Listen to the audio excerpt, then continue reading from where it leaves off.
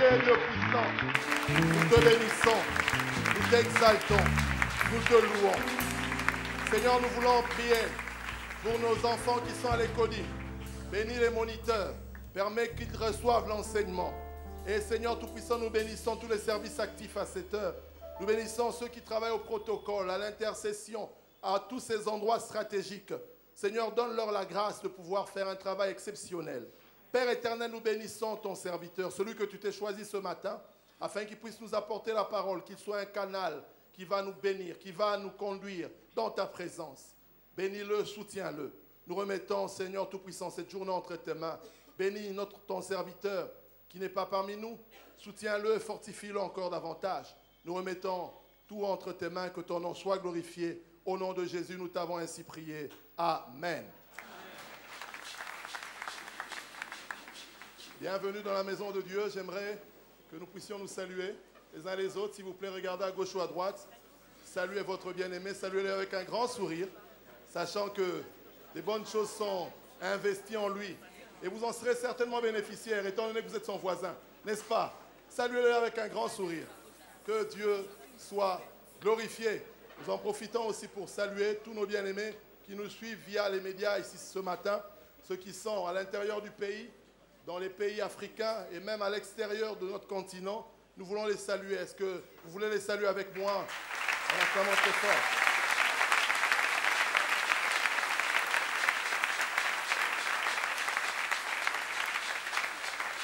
Gloire au Seigneur, nous voulons aussi rendre grâce à Dieu pour toutes les bonnes choses qu'il a faites parmi nous durant cette semaine. Certainement, il y a eu des guérisons, il y a eu des promotions, des délivrances, etc. Est-ce qu'il y a quelqu'un qui a été bénéficiaire de la main de Dieu dans sa vie? Si vous avez vu la main de Dieu, vous avez évité un accident. Dieu vous a gardé. C'est une raison très importante, ce qui permettra à ce que nous puissions louer le Seigneur. Bien-aimés, nous voulons aussi rendre grâce à Dieu pour ceux qui fêtent leur anniversaire, qui ont fêté leur anniversaire cette semaine. Si vous avez fêté votre anniversaire, levez simplement la main. Vous avez fêté votre anniversaire cette semaine. Nous rendons grâce à Dieu.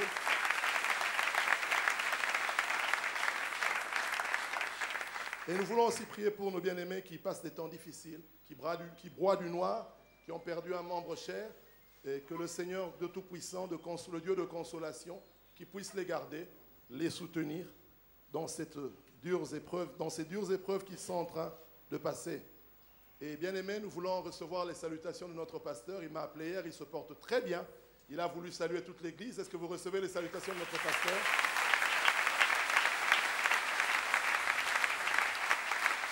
Il sera des nôtres très très bientôt. Amen, amen.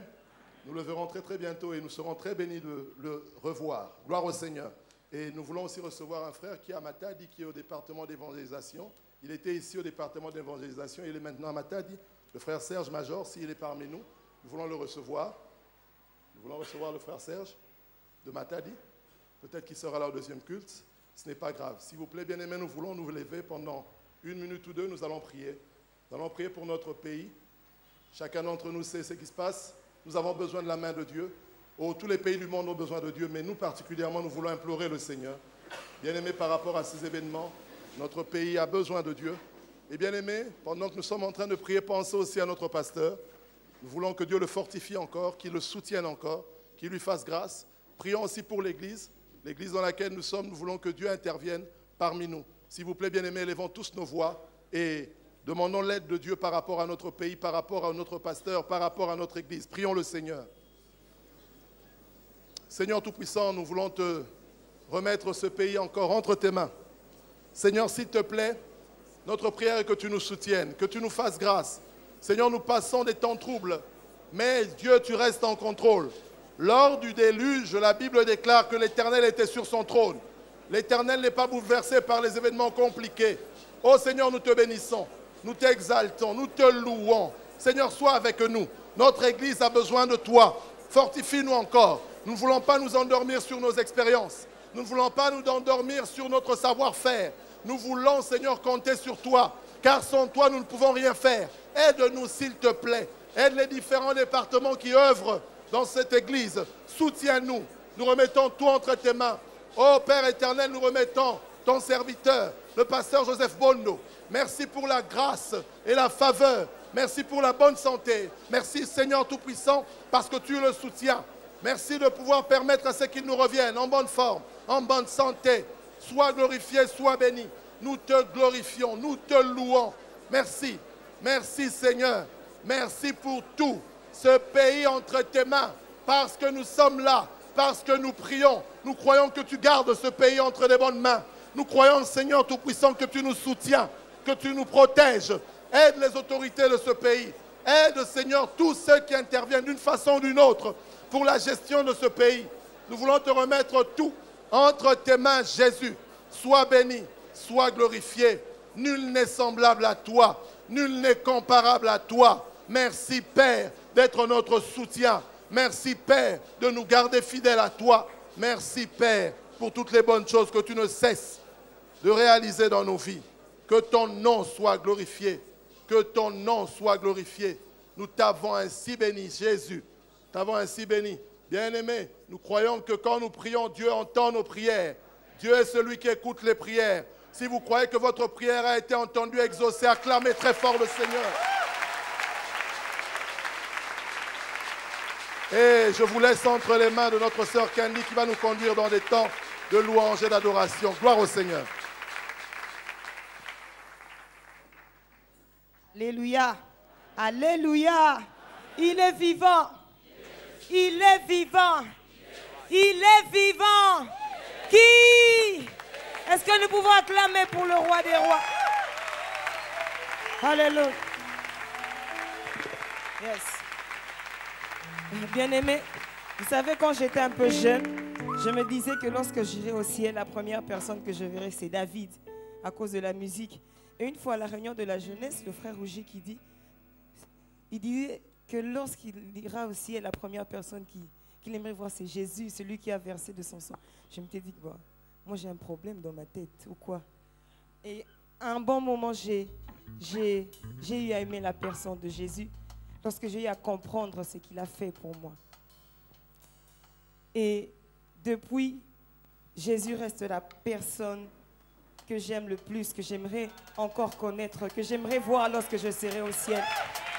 Il a versé de son sang, il a porté les péchés du monde entier. La Bible dit de lui qu'il est l'agneau qui a été immolé avant même la fondation du monde. Est-ce que nous pouvons acclamer pour lui? Est-ce que nous pouvons pousser des cris de joie? Alléluia, il est vivant, il est ressuscité et il revient nous chercher le jour d'Élie. Alléluia. Est-ce que nous pouvons acclamer et pousser des cris de joie en l'honneur de notre roi?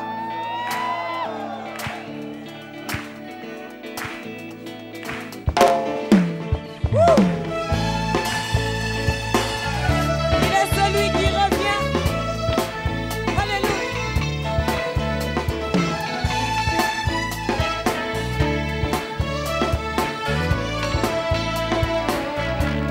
On y va.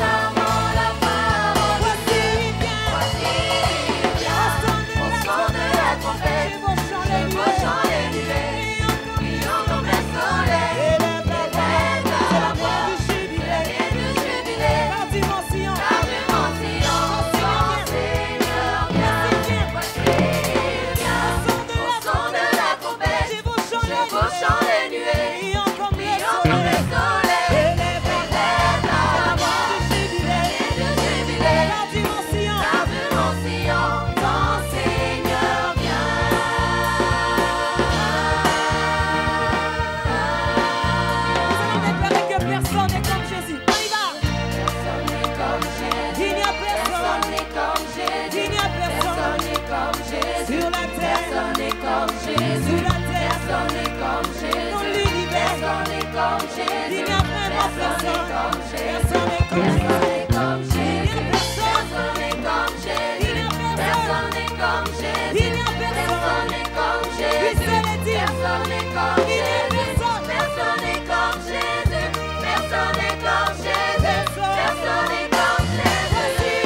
Voici il vient, au fond de la tempête, Je vous chante chant les nuées, brillant comme le soleil, élève la voix, traînée de jubilé, car du mon Sion, ton Seigneur élève la voix. élève la voix, élève la voix, élève la voix, élève la Jésus voix, revient. Jésus revient. Jésus revient, Jésus revient.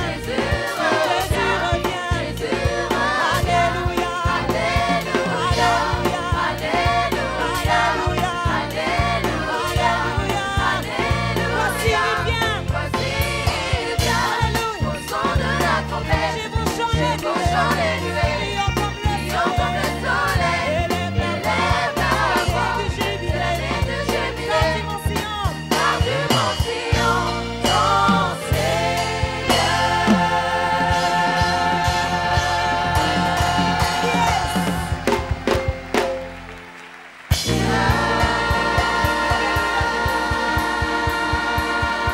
Il s'appelle Jésus. Alléluia. Le nom de Jésus est plus haut que tous les noms. Alléluia.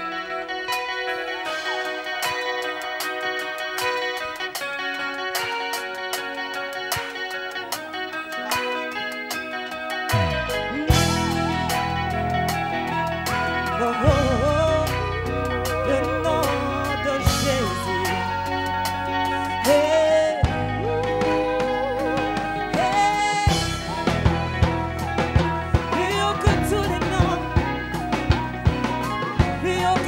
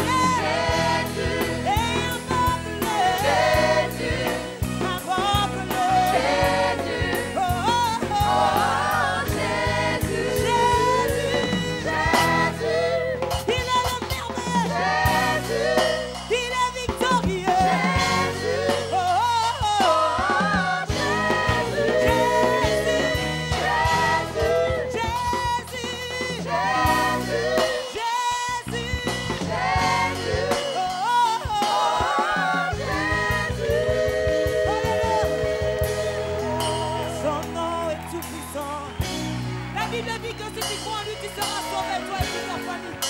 Il a reçu le nom élevé. Il s'appelle Jésus. Son sang m'a purifié. Alléluia, Jésus. Yeah, yeah. Oh, invoque-le. Jésus. Invoque-le. Jésus. Invoque-le. Jésus. Oh, oh, oh, Jésus. Oui, nous te bénissons. Jésus. Jésus, nous t'exaltons. Jésus. Il s'appelle Jésus. Jésus. Oh, oh, oh, Jésus.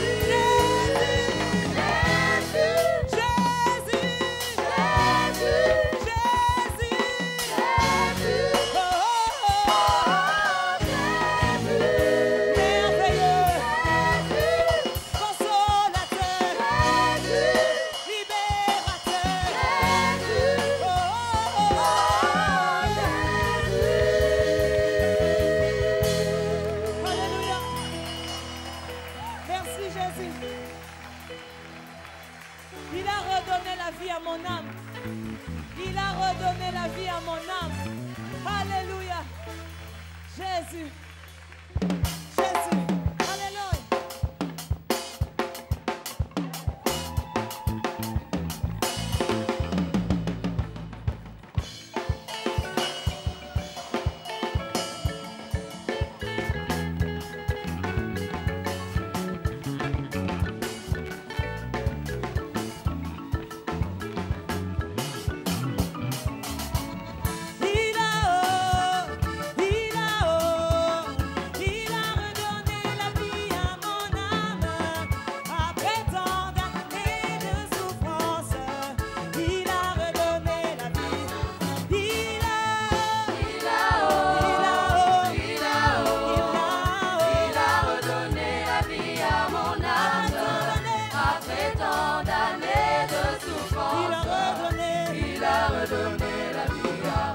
Alléluia.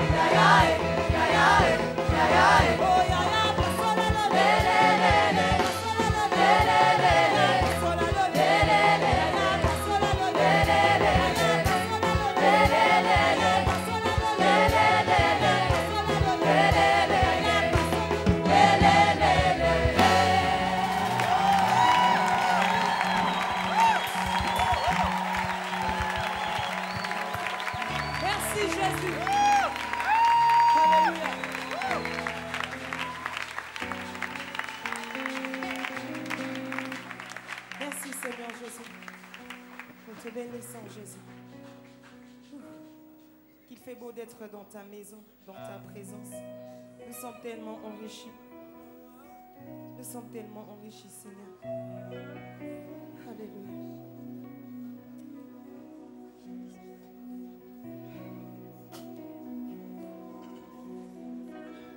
Nous sommes reconnaissants, Seigneur. Nous sommes reconnaissants, Seigneur.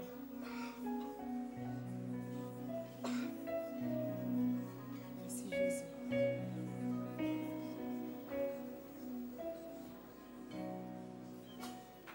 Alléluia. Merci, Seigneur Jésus.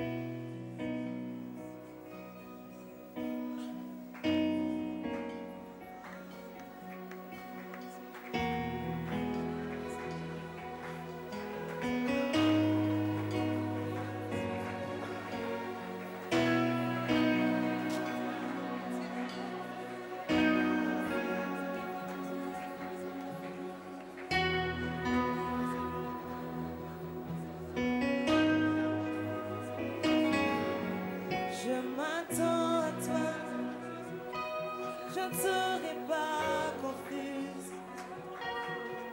Ouvre mes yeux, que je voie comme toi.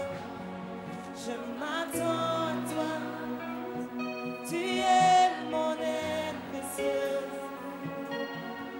Que ta sagesse me montre le chemin à suivre.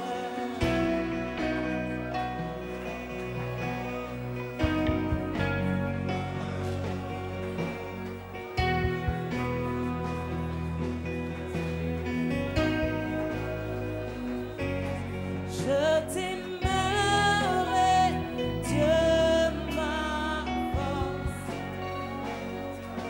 Je t'aimerai, mon bouclier.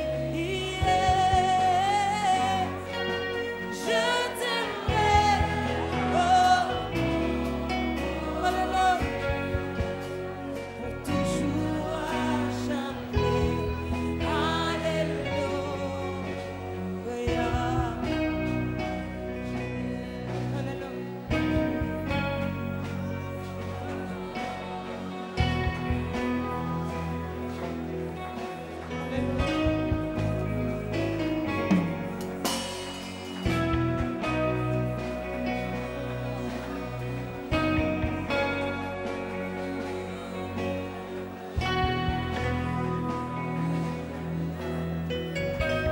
Je m'attends à toi. Je m'attends à toi. Je ne serai pas confuse. Ouvre mes yeux, que je voie comme toi. Je m'attends à toi. Tu es mon aide précieux. Que ta sagesse me montre le chemin à suivre.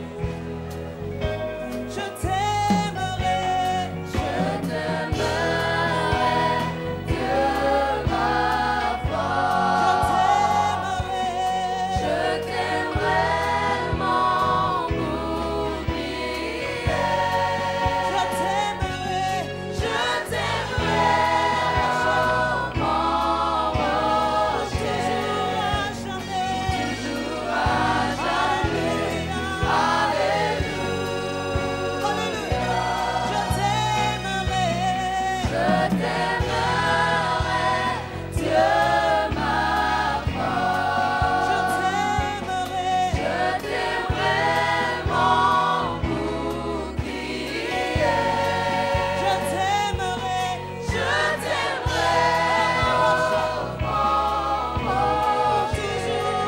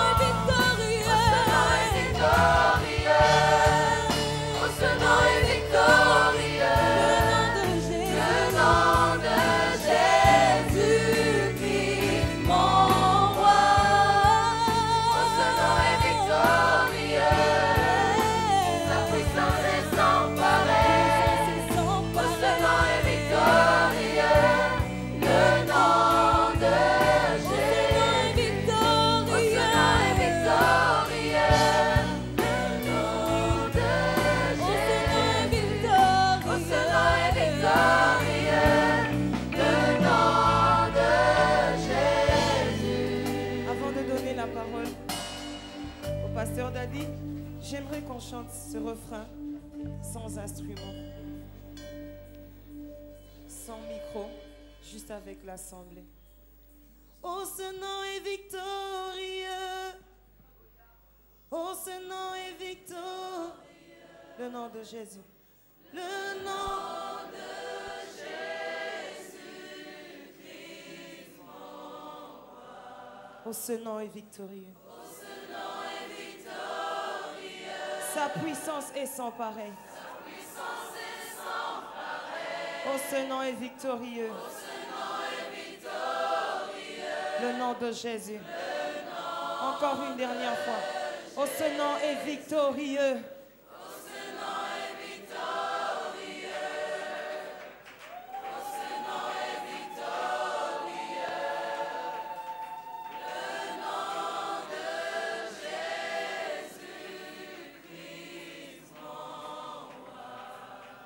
Oui, Jésus, ton nom est glorieux. Ton nom est merveilleux, Seigneur. La Bible déclare que ton nom est élevé au-dessus de tout nom, afin qu'au nom de Jésus, tout genou fléchisse, sur la terre, sous la terre et dans les cieux. Il n'y en a pas un autre. Comme disait David, je m'écris, loué soit l'Éternel, et je suis délivré de tous mes ennemis. Je m'écris, loué soit l'Éternel, et je suis délivré de tous mes problèmes. Gloire au Seigneur. Gloire au Seigneur. Amen, amen. Nous rendons grâce à Dieu pour sa présence. Nous sommes arrivés au moment d'écouter la parole de Dieu. Et comme vous voyez, ce matin, nous avons la joie et le privilège d'accueillir quelqu'un qui n'est pas nouveau pour nous, qui est régulièrement appelé par le pasteur pour nous nourrir. Et nous sommes très bénis par son ministère. Amen, amen. C'est le pasteur Bouango Miracle de l'église La Borne Arche Makala. Nous rendons grâce à Dieu. Et le pasteur Bouango n'est pas venu seul, il est venu avec son collaborateur, Papa Floribert, à qui je vais demander de se lever. Nous l'accueillons. Et gloire au Seigneur, il est venu aussi avec sa fille, Merveille. Merveille, nous t'accueillons au nom de Jésus. Est-ce que tu peux te lever? Nous rendons grâce à Dieu. Et avant de pouvoir donner le micro, j'aimerais saluer maman Johanna, si elle est là, avec sa fille Iris. Gloire au Seigneur. Nous rendons grâce à Dieu pour leur présence parmi nous. Bénissons le Seigneur. Alors nous nous souhaitons tous bon appétit. Est-ce que tu peux souhaiter à ton frère bon appétit? Nous sommes à la table du Seigneur et nous sommes nourris par le Saint-Esprit au travers de son serviteur. Que Dieu bénisse sa parole. Merci, nous encourageons le prédicateur alors qu'il s'avance.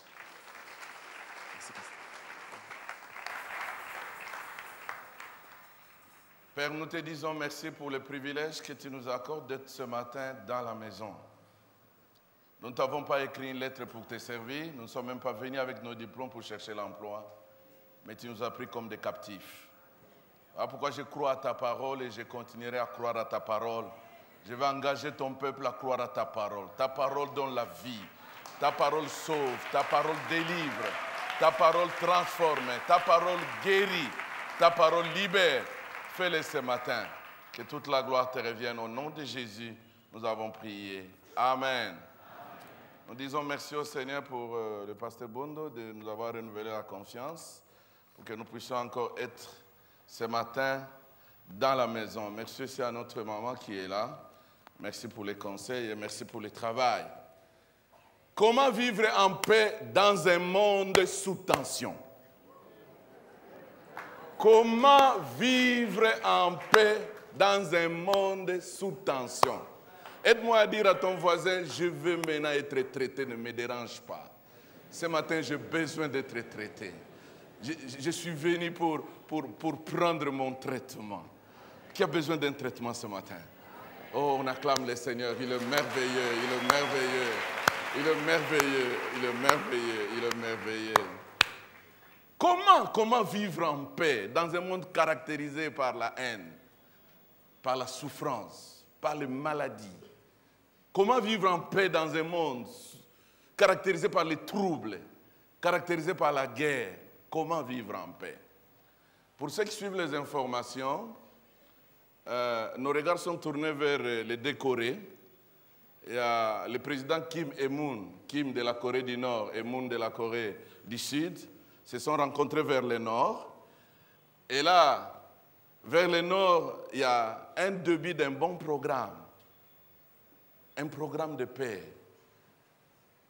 Deux villes, deux pays qui, depuis 65 ans, ont vécu dans l'inimitié, dans des conflits terribles, dans la peur, dans l'angoisse, parce qu'on ne savait pas qu'est-ce qui pouvait arriver demain.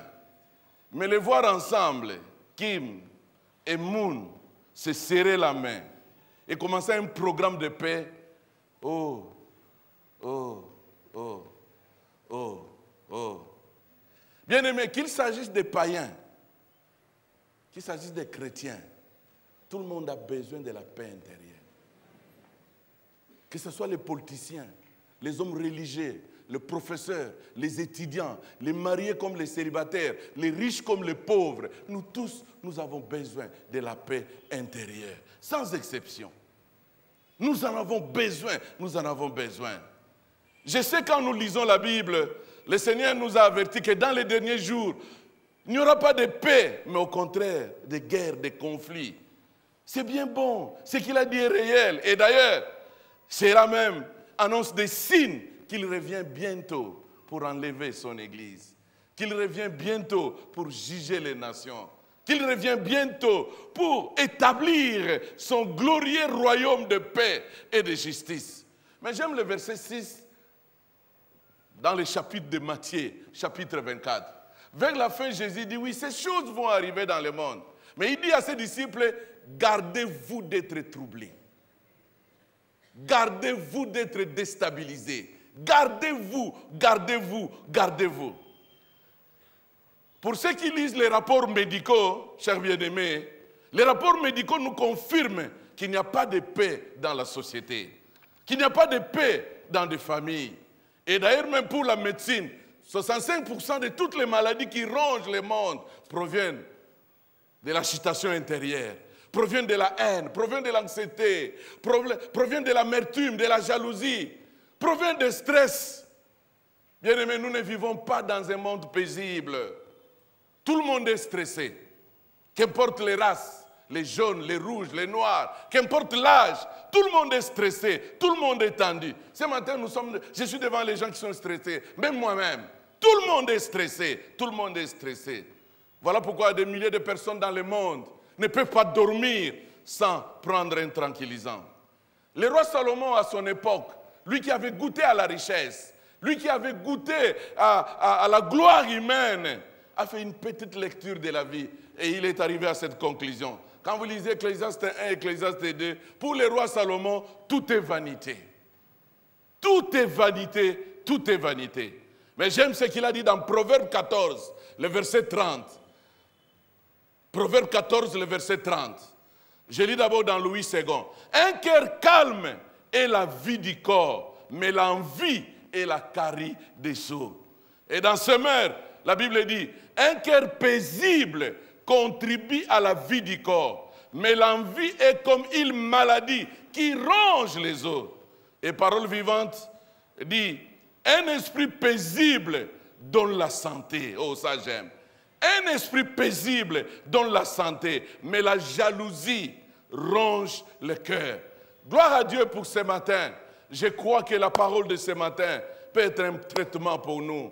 Pour nous qui vivons dans un monde confronté à toutes sortes de réalités, toutes sortes de crises, crise économique, crise de leadership, crise de modèles, un monde sous tension, que de problèmes, un monde à l'agonie, un monde plein de stress. Mais j'aime ce que la parole de Dieu nous dit par rapport à toutes ces agitations. Merci pour cet antidote. Pour la parole de Dieu, c'est la paix intérieure qui est l'antidote de tout ce qui dérange, de tout ce qui nous jette dans le stress. Dites avec moi la paix intérieure. Amen. Dis encore la paix intérieure. Amen. Ok, quand nous ouvrons notre Bible, la Bible nous parle de 3 sortes de paix. La Bible nous parle premièrement de la paix avec Dieu, deuxièmement de la paix de Dieu et troisièmement de la paix avec les autres. Et c'est très important de voir comment la Bible est en train d'aborder tout ce qui nous dérange dans ce monde. Parce que si nous restons dans ce que Dieu nous dit, c'est un traitement. Et plaise à Dieu ce matin que nous puissions être réellement traités. La paix d'abord est dirigée vers Dieu. La deuxième direction, c'est vers notre intérieur, la paix de Dieu. La troisième direction, c'est vers l'extérieur. Quand nous parlons de la paix, d'abord, la direction, c'est vers Dieu. Et là, nous parlons de la paix avec Dieu. La deuxième direction, c'est vers nous-mêmes. Là, on parle de la paix intérieure, de la paix de Dieu. Et la troisième direction de la paix, c'est vers les autres. Alors, j'aimerais donner une précision très importante par rapport à la paix que je vais aborder. La paix que je vais aborder premièrement, elle n'a rien à voir avec un soulagement momentané apporté par une période de repos au bord d'un lac, au bord d'une rivière, où vous avez pris votre congé et puis vous partez balader à Mwanda. Cela n'a rien à voir avec ça. Deuxièmement aussi, la paix dont je vais vous annoncer, il ne s'agit pas de la paix que nous recherchons auprès des psychologues, que nous recherchons en prenant un tranquillisant. Mais la paix dont je vais aborder, c'est la paix qui est le fruit du Saint-Esprit. Cette paix est produite en nous lorsque le Saint-Esprit habite en nous. Elle se développe à l'intérieur. Et elle ne dépend pas de tout ce qui se passe tout autour de nous. Que tu sois malade ou pas, que tu sois en prison, que tu aies l'argent ou pas, cette paix ne dépend pas de tout ce qui te dérange. Dites avec moi Amen. Elle se rapporte à l'état de tranquillité ou de quiétude. C'est une paix abondante. C'est une paix durable. Et cette paix, quand nous parlons des caractéristiques du royaume, cette paix fait partie des caractéristiques du royaume. Et j'aime ce que l'apôtre Paul a dit dans Romains chapitre 14, le verset 17. Paul dit ceci: car le royaume de Dieu, ce n'est pas le manger et le boire, mais la justice, la paix et la joie par le Saint-Esprit. Oh, j'aime la parole de Dieu. Car le royaume de Dieu, ce n'est pas le manger et le boire, mais la justice, la paix et la joie par le Saint-Esprit. J'aimerais rappeler l'Église. Le royaume de Dieu est un royaume de paix. J'aimerais rappeler l'Église, j'aimerais rappeler le monde. Le royaume de Dieu est un royaume de paix. Aide-moi à dire à un voisin, le royaume de Dieu, c'est un royaume de paix. Dis à ton voisin de droite et dis à ton voisin de gauche. Et vous allez vous habituer avec moi. Le royaume de Dieu est un royaume de paix. Est-ce que tout le monde est d'accord? Vous êtes d'accord avec ça? J'aimerais qu'on acclame le Seigneur. Son royaume est un royaume de paix. C'est un royaume de paix. C'est un royaume de paix. J'aimerais tirer dans la Bible un film très très important. Jésus tend vers les dernières minutes de sa vie. Et là nous voyons Judas aller comploter pour trahir le maître. Il revient avec toute une foule pour arrêter. Et quand ils sont arrivés sur les lieux, il y a quelque chose qui s'est passé. Et Pierre n'a pas pu supporter tout ce qui s'était passé. Pierre s'est dit, pour défendre mon maître, il a pris l'épée, il a coupé l'oreille de Marcus. Quand vous lisez le texte, la première des choses que Jésus a fait, il a remis l'oreille de Marcus. Vous êtes d'accord avec moi? Il a remis l'oreille. Et il a dit dans Matthieu chapitre 26, le verset 52, il dit à Pierre, remets ton épée à sa place, car tous ceux qui prendront l'épée périront par l'épée. C'est pour confirmer que Pierre, mon royaume, ce n'est pas un royaume de troubles. Mon royaume est un royaume de paix. Les choses qui montrent, les choses qui prouvent que Dieu est parmi nous, les choses qui prouvent que Dieu est réellement notre maître et notre Seigneur, ce ne sont pas ce que nous mangeons, ce ne sont pas ce que nous buvons, ce ne sont pas les shawarma, ce ne sont pas les beefsteaks, ce ne sont pas les vins que nous prenons, ce ne sont pas les céréales que nous prenons, mais les choses qui prouvent que Dieu est réellement au milieu de nous, c'est la justice, c'est la paix et c'est la joie par le Saint-Esprit. Il est important que nous puissions comprendre. Bien sûr, j'encourage, j'aime les diplômes. Ce n'est pas nos titres qui prouvent que Dieu est au milieu de nous. Ce n'est même pas nos maisons, ce n'est même pas nos vêtements, ce n'est même pas nos comptes à banque. Les choses qui prouvent que Dieu est réellement au milieu de nous, que Dieu est réellement avec nous, c'est la justice, c'est la paix et c'est la joie par le Saint-Esprit. Gloire à Dieu. Bien-aimés, l'Église a besoin aujourd'hui, l'Église a besoin plus aujourd'hui de fruits de l'Esprit et non des œuvres de la chair. Et laisse-moi vous dire, pour ceux qui ont une bonne lecture de la vie chrétienne, aujourd'hui j'ai l'impression que les œuvres de la chair sont en exergue, les œuvres de la chair sont en vogue, les mensonges, la haine, la jalousie, les discordes, la division, c'est ça qui est en haine. Et aujourd'hui, frères, j'aimerais vous dire, c'est à notre honte, si vous constatez bien, faites l'examen d'une manière avec une tête froide. Vous allez constater que les chrétiens de plus en plus deviennent plus charnels que spirituels. Vers les années 80, l'Église était spirituelle. L'Église était composée de chrétiens qui étaient réellement spirituels. Mais à notre époque, au fur et à mesure que nous évoluons, le nombre de chrétiens spirituels est en train de diminuer. Faites les enquêtes, mes chers frères. Soyons sincères. Vous allez constater. Vous-même, vous êtes témoins. Tu n'es pas ce que tu étais il y a 20 ans, il y a 30 ans, il y a 15 ans, il y a 10 ans. Il y a une vague vers une vie charnelle. Et plusieurs sont là-bas. Toute race et toute catégorie confondue. Que le Seigneur nous aide, que le Seigneur nous aide. Nous avons besoin de la paix. Nous avons besoin de la paix au milieu des angoisses, au milieu des troubles. Nous avons besoin de la paix. Mais il est important qu'on parle quand même de la compréhension de ces mots. Peut-être un rappel pour plusieurs. Vous savez, le mot paix en hébreu vient du mot shalom. Cela signifie quoi? Ce mot désigne l'absence de troubles. Quand on parle de la paix en tant que shalom, c'est l'absence de troubles, c'est l'absence de conflits, c'est l'absence de la guerre. Ce mot peut même invoquer la bonne santé, l'intégralité ou la totalité. Ce mot peut évoquer même le bien-être. Et la Bible, mes chers frères, parle de 3 sortes de paix. Comme je venais de vous dire, 3 sortes de paix. La paix avec Dieu, la paix de Dieu et la paix avec les autres. Abordons la paix avec Dieu. Romains chapitre 5, le verset 1. La Bible dit, étant donc justifiés par la foi, nous avons la paix avec Dieu par notre Seigneur Jésus-Christ. Étant donc justifiés par la foi, nous avons la paix avec Dieu par notre Seigneur Jésus-Christ.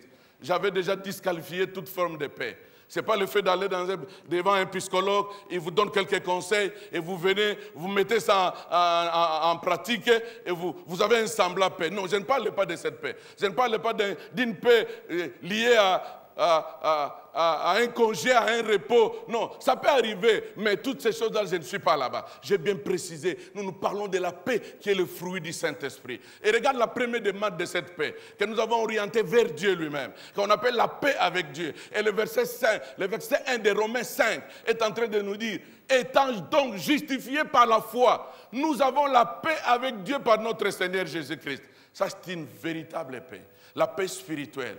Vous savez, dans l'histoire de l'homme, quant à sa relation avec Dieu, à cause du péché, l'homme a été séparé de son Dieu. Il y a eu inimitié, il y a eu un conflit, il y a eu séparation. Et Dieu, l'homme ayant transgressé la loi, l'homme est tombé plus bas. Maintenant, qu'est-ce qui se passe?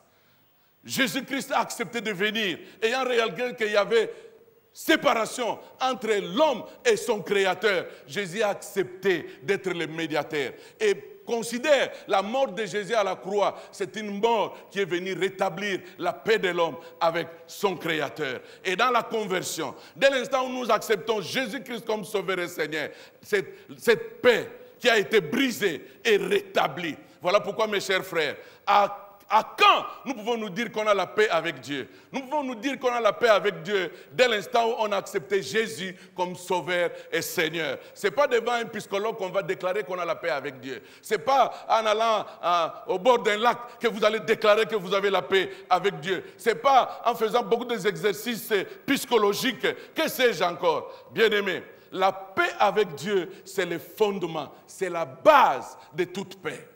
La paix avec Dieu, c'est le fondement, c'est la base de toute paix. Et il n'y a qu'une seule façon d'expérimenter cette paix, c'est en passant par Jésus-Christ. Voilà pourquoi lui-même a dit dans Jean 14, le verset 6, « Je suis le chemin, la vie et la vérité ». La bonne nouvelle est que quiconque a accepté Jésus comme Sauveur et Seigneur, vous avez la paix avec Dieu. Vous avez la paix avec Dieu. Les murs d'inimitié, les murs de séparation a été brisé. Merci pour Jésus qui a accepté de mourir à la croix. Deuxième paix, c'est la paix de Dieu. Cette paix intérieure, la paix dans nos sentiments, la paix dans nos émotions. Souvent, quand nous parlons de la paix, nous pensons plus à cette paix. C'est un sens intérieur de bien-être et d'ordre. Bien-aimé, on ne peut pas parler de la paix avec Dieu, de la paix de Dieu, si on n'a pas la paix avec Dieu. On ne peut jamais parler de la paix de Dieu. Il faut d'abord la paix avec Dieu pour que vous puissiez expérimenter la paix de Dieu. Bien-aimés, la paix de Dieu, c'est cette paix intérieure qui remplace la haine dans nos cœurs. C'est cette paix intérieure qui remplace la jalousie dans nos cœurs. C'est cette paix intérieure qui remplace la culpabilité, qui remplace l'envie. C'est cette paix intérieure qui remplace la colère. Et Paul le dit dans Colossiens chapitre 3, le verset 15. Qu'est-ce que Paul dit? Colossiens, excusez-moi. Colossiens chapitre 3, le verset 15. Très bon texte.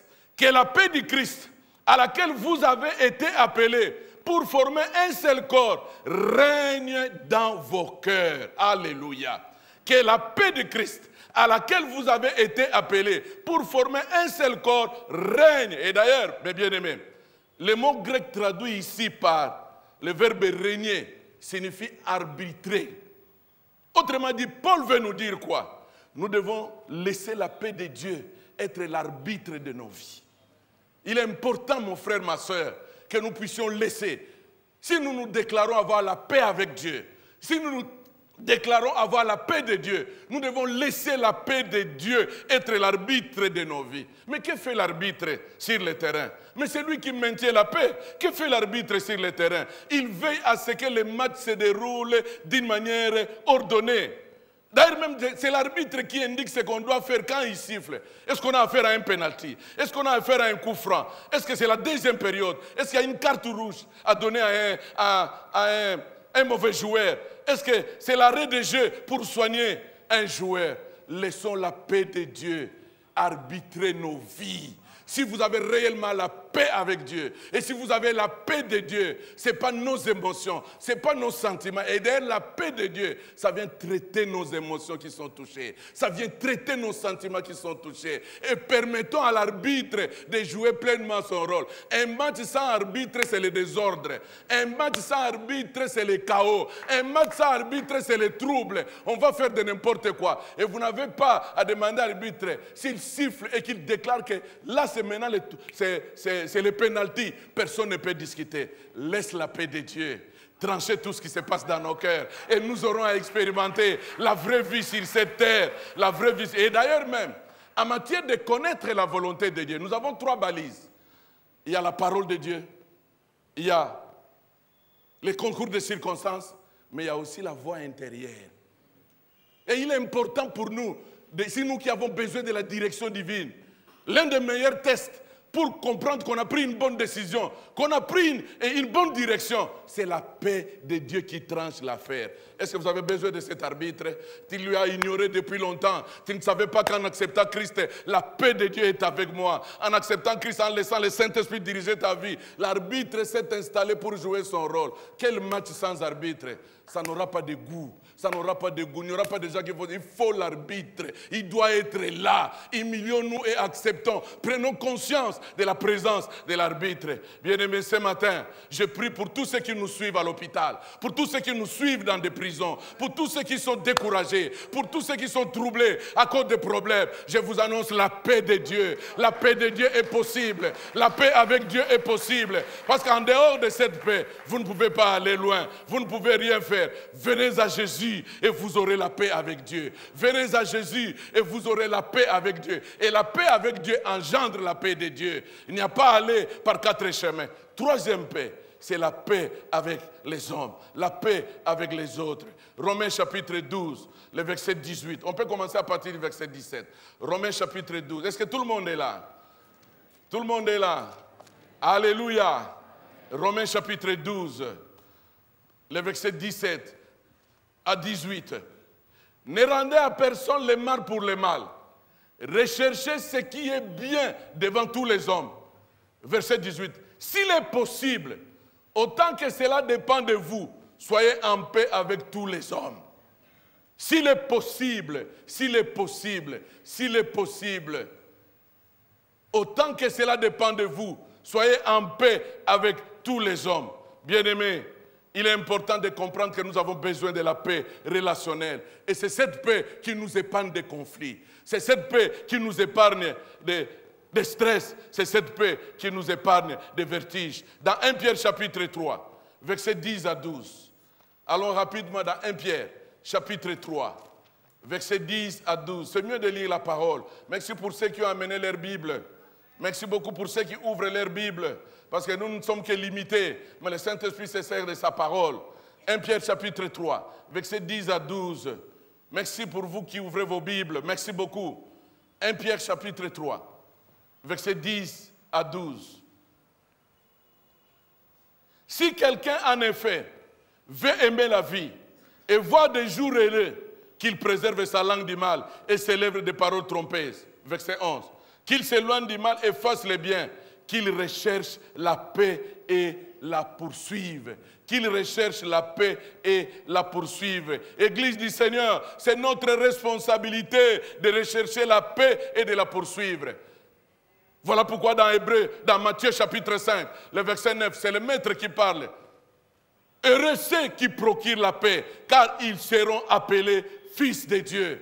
Heureux ceux qui procurent la paix, car ils seront appelés fils de Dieu. Et dans Luc chapitre 10, versets 5 à 6, Jésus, en envoyant ses disciples pour aller annoncer la parole, ils sont partis en stage. Jésus leur a dit, ne prenez ni sac, ne prenez pas de la nourriture, mais là où vous irez, il est important de comprendre, voici les signes.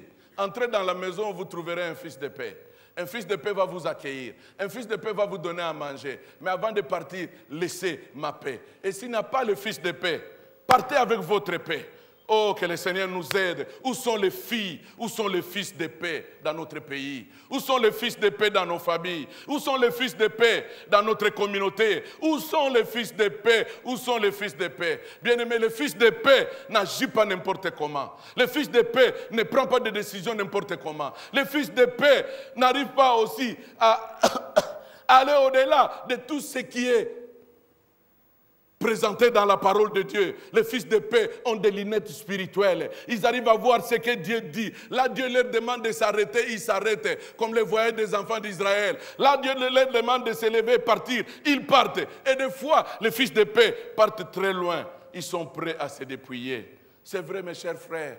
Nous sommes dans un monde de conflits. Les conflits ne manqueront jamais, mes chers frères. Les conflits ne manqueront jamais. Les problèmes ne manqueront jamais. Ça fait partie de notre vie. Mais c'est pendant les problèmes, c'est pendant les conflits que les fils de paix doivent s'élever. Parce qu'ils sont là pour procurer la paix. Je prie que dans votre famille, qu'il y ait un fils de paix, qu'il y ait 2 ou 3 fils de paix. Je prie que là où tu travailles, si un fils de paix est là, malgré les troubles, quand il va s'élever, qu'est-ce qu'il va faire? Il va ramener la joie, il va ramener l'unité, il va ramener la force pour que les choses avancent. J'aimerais vous annoncer que le fils de paix existe. Et j'aimerais que tu puisses être parmi les fils de paix. Depuis même l'Ancien Testament, nous les trouvons. Quand vous lisez dans l'Ancien Testament, Abraham, tu as l'habitude de le reconnaître comme étant un homme de foi. Découvre avec moi aujourd'hui. Au-delà qu'il est pour toi le père de la foi, Abraham est un fils de paix. Reconnais Abraham dans la dimension de la paix. Il aimait la paix. La preuve, c'est dans Genèse chapitre 13. Qu'est-ce qui s'est passé dans Genèse chapitre 13? C'est lui qui a été appelé. Il a été appelé vers le lieu de sa bénédiction. Mais il a décidé d'aller avec son neveu Lot. Arrivé en cours de route, le verset 13 nous présente un problème. À cause d'espace, les bergers d'Abraham ont commencé à se chamailler avec les bergers de Lot. Il y a eu de vives discussions, il y a eu des querelles. Mais quand vous lisez le verset 8 et 9, allons dans Genèse chapitre 13, le verset 8 à 9. Le problème existe depuis longtemps. Ce qui se passe dans ta famille, c'est un vieux problème. Mais nous avons le schéma que la Bible nous présente. Ce qui se passe entre toi et ta femme, c'est un vieux problème. Ce qui se passe entre toi et tes parents, c'est un vieux problème. Ce qui se passe dans ce monde, là où il y a des gens, les problèmes ne manquent jamais. Les conflits ne manquent jamais. Mais il est important que les fils de paix s'élèvent. J'ai commencé par nous dire, l'Église est en train de perdre des hommes spirituels. L'Église de temps en temps est envahie par des hommes charnels. Des gens qui ne veulent pas rester sur des principes bibliques. Ils parlent de Dieu, ils chantent le nom de Dieu, ils sont là. Mais leur manière d'agir, c'est la chair qui agit. Et toutes ces choses-là dérangent. Vous êtes au verset 8 à 9, n'est-ce pas? Le verset 8 à 9, vous êtes là? Genèse chapitre 13. Genèse chapitre 13. D'abord, même quand vous pouvez lire tous les textes, le verset 6 dit, et la contrée était insuffisante pour qu'ils demeurassent ensemble, car leur bien était si considérable qu'ils ne pouvaient demeurer ensemble. Ils querellent entre les bergers des troupeaux d'Abraham et les bergers des troupeaux de Lot. Les Cananéens, les Phérésiens habitaient alors dans les pays. Abraham dit à Lot, qu'il n'y ait point, je t'ai pris de dispute entre moi et toi. Abraham n'était pas seulement le père de la foi, il était aussi fils de paix. Et il aimait la paix. Si vous êtes réellement fils d'Abraham, que cette grâce de la paix vous soit communiquée ce matin. Que cette grâce de la paix vous soit communiquée ce matin. Il dit, je t'ai pris qu'il n'y ait point de dispute entre moi et toi, ni entre mes bergers et tes bergers. Car nous sommes comment? Nous sommes frères. Aide-moi à dire à ton voisin, nous sommes frères. Aide-moi à dire à ton voisin des doigts de haut, nous sommes Congolais. Nous sommes Congolais, nous sommes frères. Aide-moi à dire à ton voisin, nous sommes des créatures de Dieu. Nous sommes frères, nous sommes des Congolais, nous sommes mariés, nous sommes des collègues, nous sommes des serviteurs, nous sommes. Aide-moi frère. Et c'est très important, très très important. Et regarde ce qu'Abraham fait. Il dit au verset 9, tous les pays n'est-il pas devant toi? C'est pas toi donc de moi. Si tu vas à gauche, j'irai à droite. Si tu vas à droite, j'irai. Abraham, quel modèle, quel modèle. Il a mis de côté ses droits. Pourquoi? Pour qu'il ne puisse pas sacrifier la paix. Si nous pouvons suivre le chemin d'Abraham, la paix sera notre partage. Je sais qu'il y a des troubles entre toi et ton mari, parce que personne ne veut imiter Abraham. Il faut que quelqu'un cède. Et si tu acceptes de céder, la paix de Dieu va s'installer dans votre famille. La paix de Dieu va s'installer dans votre... Abraham même, Isaac même, était aussi un homme de paix. Il me semble que dans la plupart des cas, le comportement des enfants reflète aussi le comportement de leurs parents. Il y a des choses, même si l'enfant est allé très loin, ceux qui connaissent les parents peuvent dire, oh mais ta façon d'agir, c'est comme vraiment ta mère. J'ai bien observé. Ce que tu viens de faire là, je suis très étonné de voir que exactement, j'ai eu à passer 2 mois, 3 mois avec tes parents. Ce que tu as fait là, c'est exactement ta mère. Oui, Isaac n'a pas tellement copié de bonnes choses. Même les mensonges là, ça vient d'Abraham. Ok, aide-moi à dire à ton voisin, personne n'est parfait. Il n'y a aucun homme de Dieu qui est parfait. Tournons nos regards vers l'idéal, Jésus-Christ, le véritable, qui n'a pas de faiblesse, qui n'a pas de problème. Ah, ça vous choque, hein? Alors, il ne faut pas dramatiser les choses. Il ne faut pas dramatiser. Oh non, pourquoi il a fait ça? Il est un homme de Dieu. Même Abraham, même Moïse. Bon, bien sûr, même quand on parle de Samuel, on ne montre pas ses faiblesses, mais il avait des faiblesses. Il n'y a que Jésus qui est l'homme parfait. Alors ne sois pas dérangé par rapport à une faiblesse qui est étalée devant tout le monde. Tu n'es pas la première personne. Ah. Aide-moi à dire à ton voisin, n'exagère pas mes faiblesses. Je n'ai qu'un étudiant, je ne suis qu'un étudiant, un disciple. J'apprends. Aujourd'hui je tombe, demain je me relève et puis j'évolue. Et la grâce de Dieu est avec moi, j'évolue.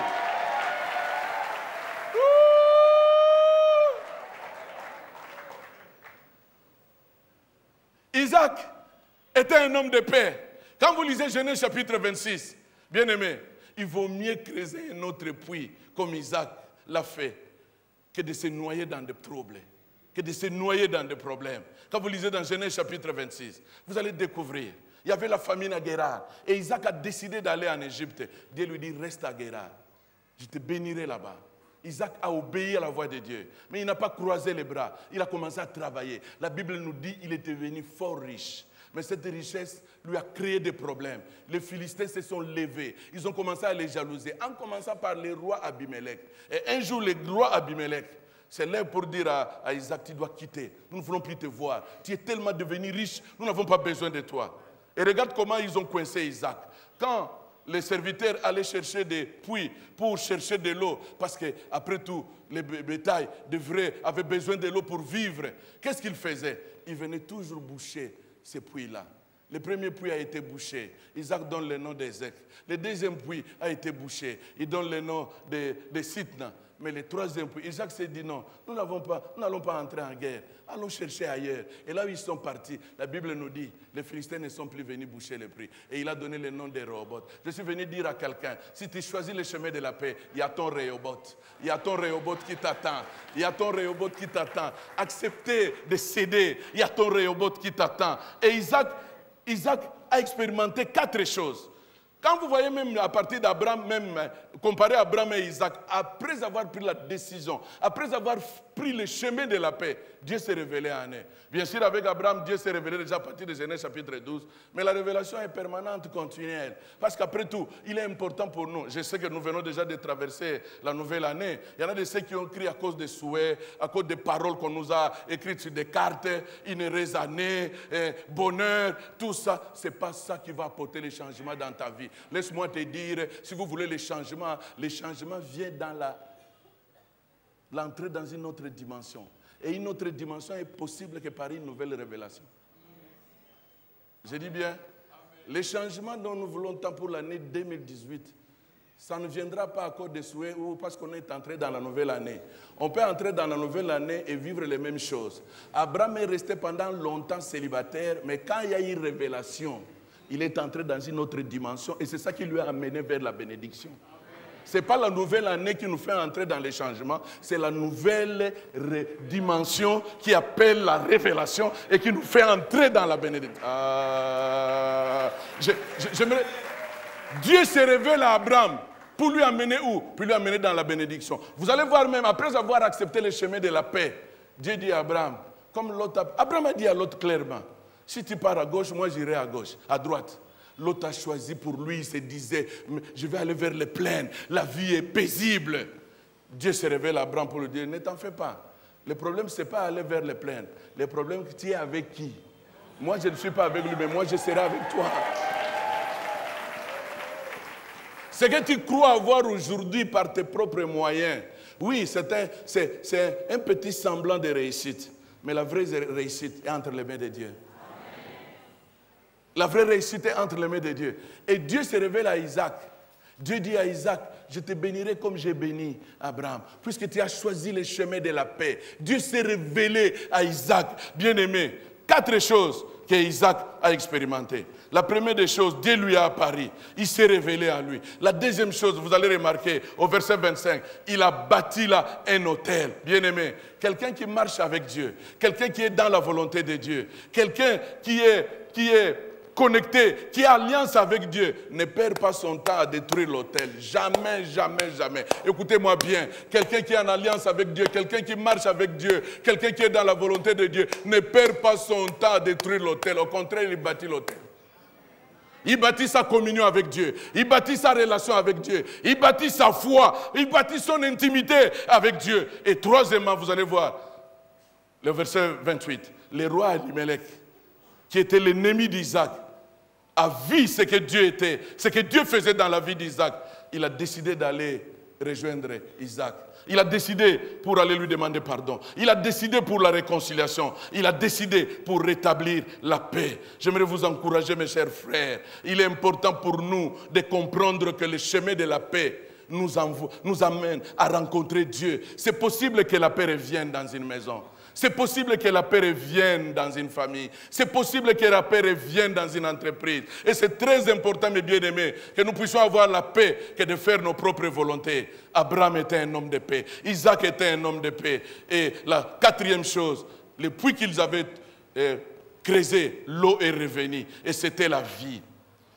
Il y a plusieurs exemples dans l'Ancien Testament où nous voyons des gens qui ont choisi le chemin de la paix. Mais dans le Nouveau Testament, nous en avons aussi. Pour ne pas aller loin faute du temps, j'aimerais présenter notre Seigneur Jésus-Christ d'une manière prophétique.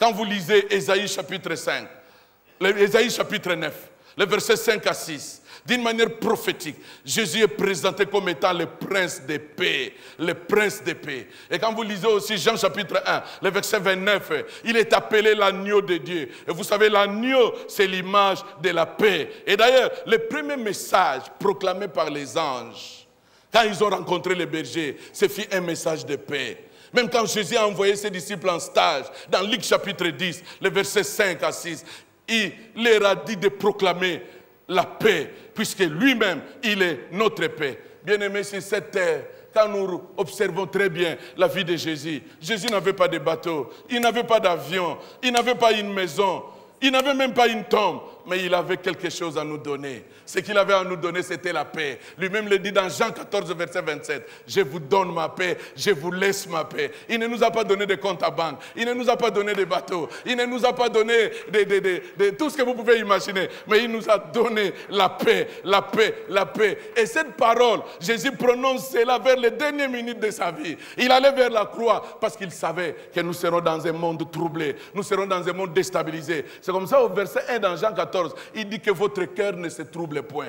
Croyez en Dieu et croyez en moi. Et au verset 27, il ouvre clairement son cœur. Malgré les tribulations, malgré l'angoisse, je vous donne quelque chose que le monde ne peut pas donner. Et il dit clairement que sa paix est un don, mes chers frères. Vous ne pouvez pas fabriquer la paix de Jésus. Vous ne pouvez pas acheter la paix de Jésus. Vous ne pouvez pas connaître cette paix par vos propres efforts. Il faut tout simplement l'accepter. Et Jésus a dit même que sa paix est différente de ce que le monde peut nous donner.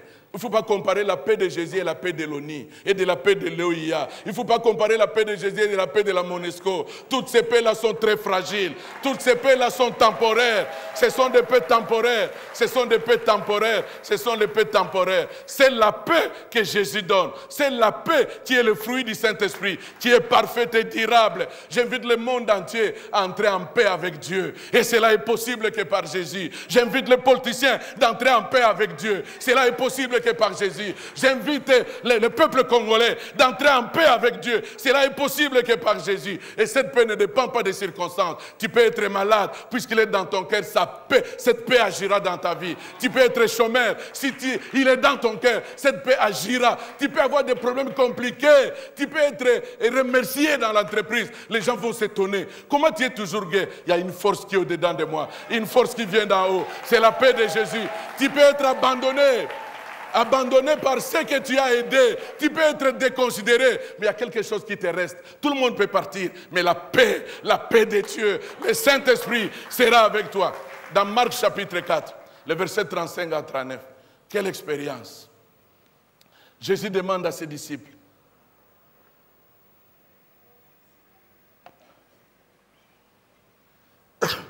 passons à l'autre bord.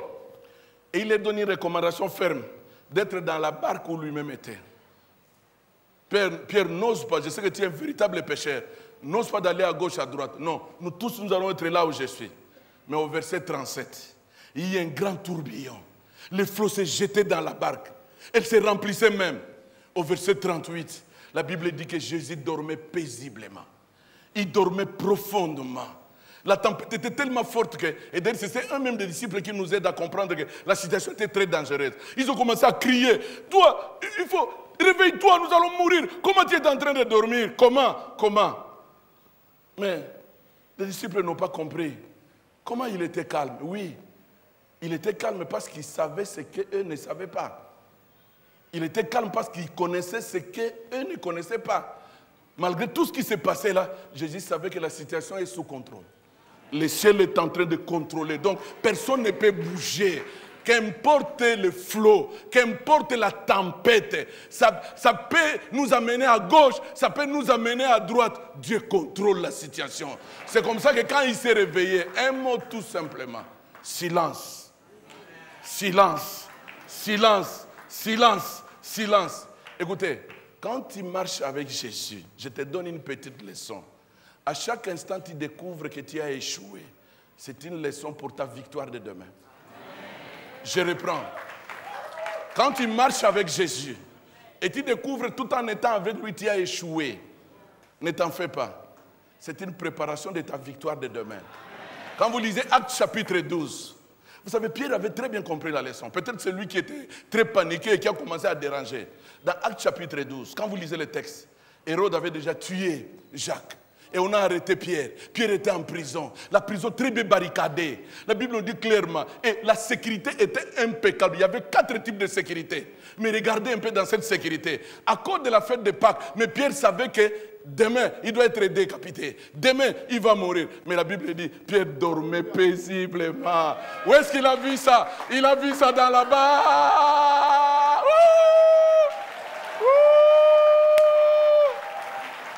Pierre Pierre a assisté à un événement qui a marqué son histoire. Il a compris. Quand on est en direct avec le ciel, quand on a confiance en celui-là. D'ailleurs, lui-même m'a dit que votre cœur ne se trouble pas. Croyez en Dieu et croyez. Je vais expérimenter. Je suis dans cette situation. Je suis dans les troubles. Je vais expérimenter ce qu'il m'a dit.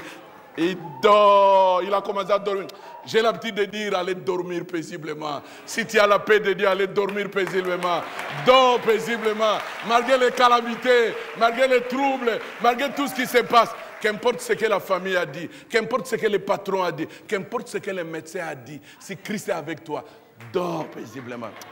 Va dormir paisiblement. Va dormir comme un bébé. Va dormir comme un bébé. Et vous savez, d'où lui est venue la force? Parce qu'il a mis sa confiance à son Seigneur. Et de l'autre côté, l'église était en train de prier. Et le miracle est arrivé. Gloire à Dieu, gloire à Dieu, gloire à Dieu, gloire à Dieu, gloire à Dieu, gloire à Dieu. C'est possible d'avoir la paix du cœur malgré la crise. C'est possible d'avoir la paix du cœur malgré les troubles. C'est possible d'avoir la paix du cœur malgré des circonstances difficiles. C'est possible, c'est possible. Et la preuve est que Pierre dormait paisiblement et d'une manière profonde. Quand l'ange est venu réveiller Pierre, la Bible dit, il a tapoté Pierre.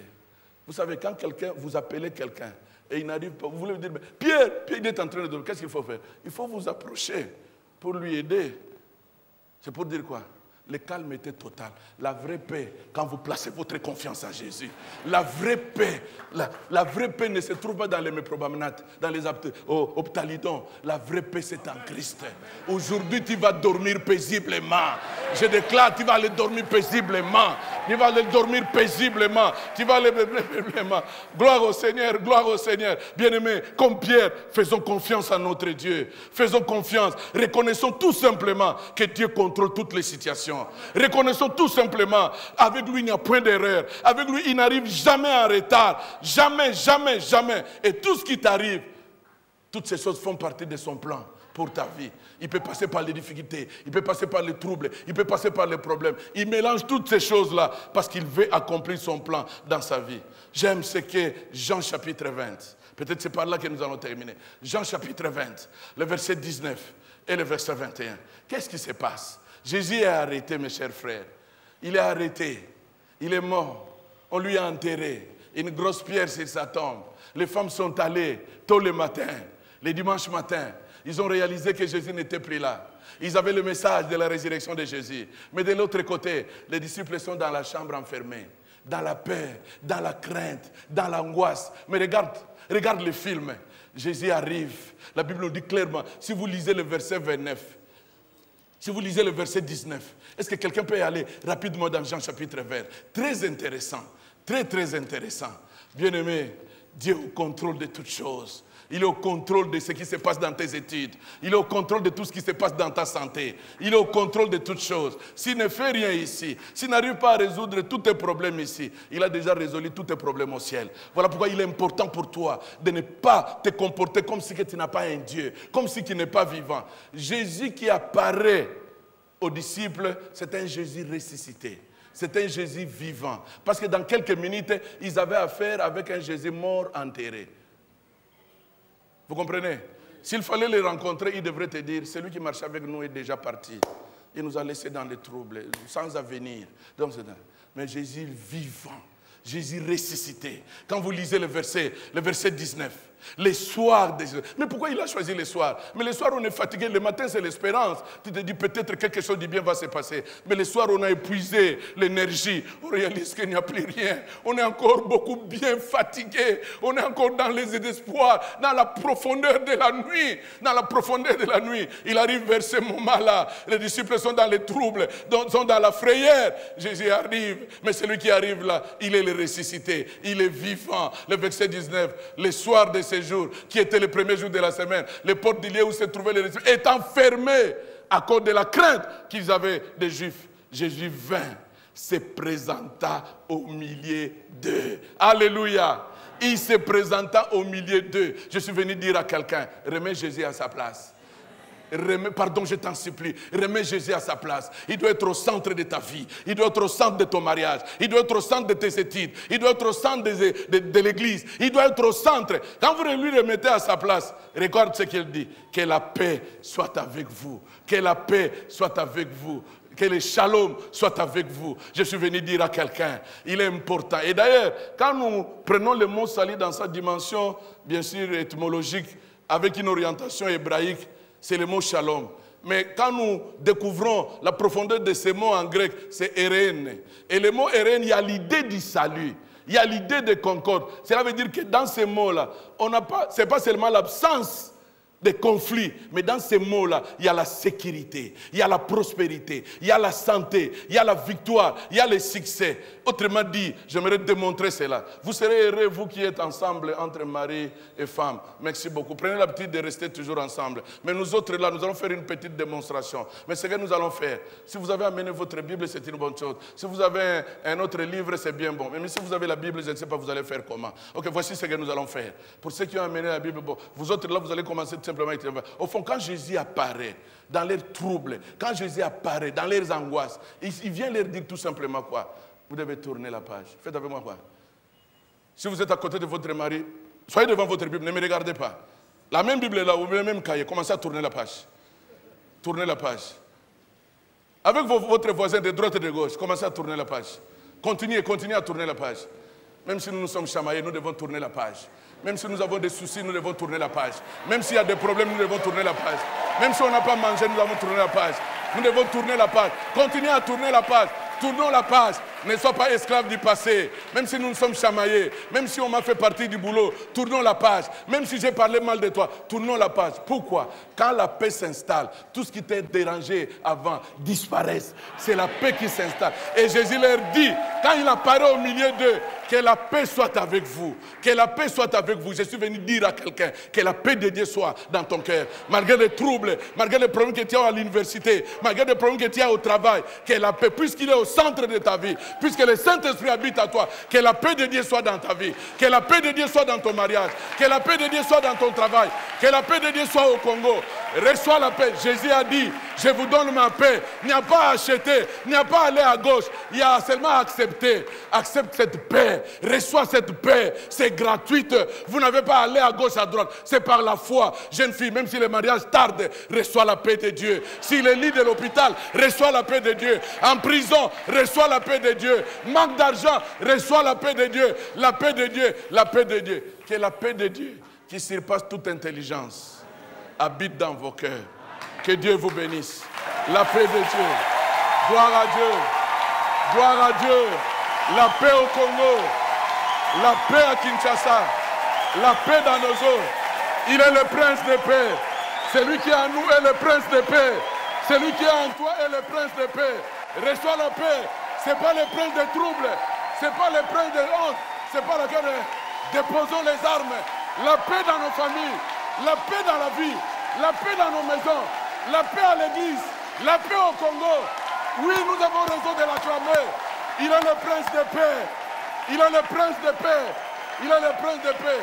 Allez répandre la paix. Allez répandre la paix. C'est comme ça qu'au verset 21, il a dit ceci.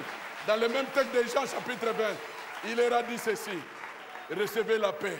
Comme le Père m'a envoyé, moi aussi, je vous envoie. Allez annoncer la paix de Jésus.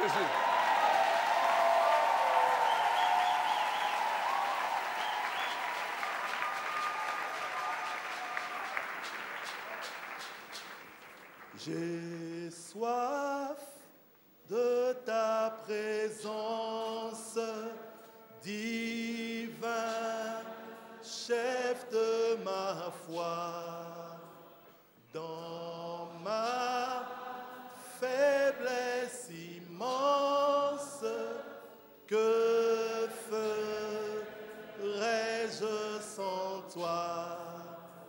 Chaque jour, à chaque heure, oh, j'ai besoin de toi. Viens, Jésus, et demeure auprès de moi. Chaque jour, à chaque heure, oh, j'ai besoin de toi.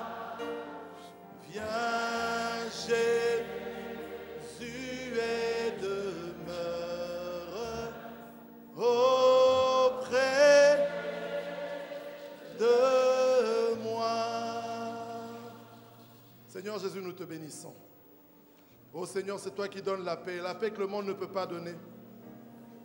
Seigneur, merci pour cette parole qui nous a réconfortés, qui nous soutiendra, non seulement toute la semaine qui vient, mais tout le temps qui nous reste. Seigneur, merci pour ta paix. Tu as dit que votre cœur ne se trouble point.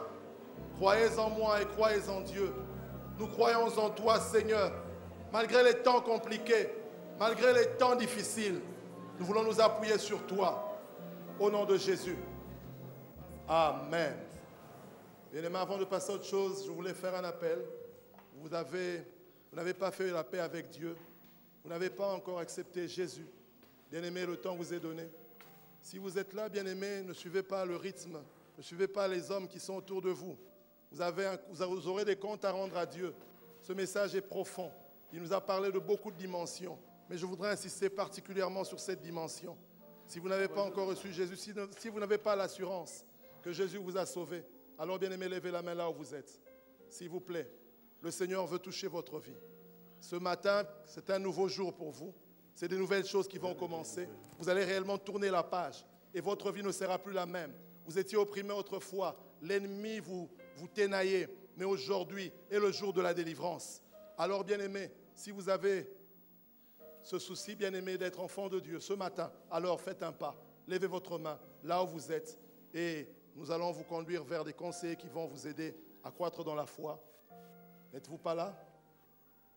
Gloire au Seigneur. Nous rendons grâce à Dieu pour... Gloire au Seigneur. Nous allons maintenant prier pour les offrandes. Seigneur, merci pour ces offrandes que nous voulons donner. Permets que ceci serve à l'avancement de l'œuvre. Nous remettons tout entre tes mains, que ton nom soit glorifié au nom de Jésus-Christ. Amen.